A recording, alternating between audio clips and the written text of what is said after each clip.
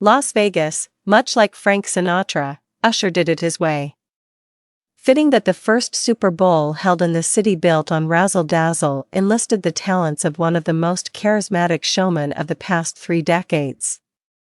Usher awed during his 13-minute performance for the Apple Music Super Bowl halftime show and turned Allegiant Stadium into his playground, with a little help from longtime pals and collaborators Alicia Keys, Her, will.i.am, Lil Jon, Jermaine Dupri and Ludacris. In his Dolce & Gabbana attire, Usher romped on the circular stage flanked by ramps and rimmed by lights in front of a crowd packed with celebrities including Paul McCartney, Martha Stewart, Fat Joe, Kelly Clarkson, Jimmy Kimmel and Justin Bieber, who had been rumored to join the halftime production.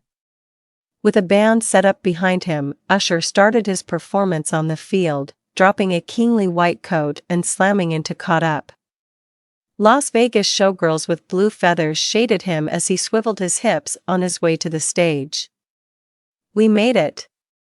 Now, this is for you," Usher declared. A slow jam portion of the performance featured his glistening falsetto during Love in This Club, before he ceded the spotlight to Keys, clad in a scarlet jumpsuit while playing a matching ruby red piano.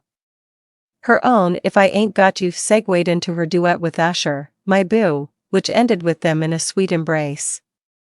As expected, considering Usher has a 30-year career to squeeze into less time than a football quarter, he turned to a medley, sporting one white glove possibly in tribute to his idol, Michael Jackson, for Confessions, Nice and Slow, and, with the stadium glowing amber and images of flames licking the screens ringing the building, Burn. As many Usher fans anticipated, he indeed stripped off his jacket to showcase those famous abs during You Got It Bad, which was augmented by a searing guitar solo from a catsuit-clad Her. Of course, Usher's beloved skating routine was a highlight, as he turned the stadium into a party zone with OMG, which only escalated with the arrival of Lil Jon, first bringing the bounce with his own stadium stomper, Turn Down for What. But even casual fans know that with Lil Jon comes Yeah. Usher spun a ball cap around his head while engaging in more of his liquid moves before Ludacris, wearing a blue and black outfit to match Usher's, popped up for his contribution to the adrenalized song, hyped even more by the thundering drums of the Jackson State University Sonic Boom of the South marching band on the field. In the lead-up to his first headlining Super Bowl display, he joined the Black Eyed Peas in 2011 as one of the only highlights of their widely derided set. Usher talked about blending elements of his Atlanta history with his more recent Vegas experiences for his performance. "I've been able to bring a great deal of Atlanta and the melting pot it is musically and culturally to Vegas," he said last week during a press conference to discuss his Super Bowl 58 soiree.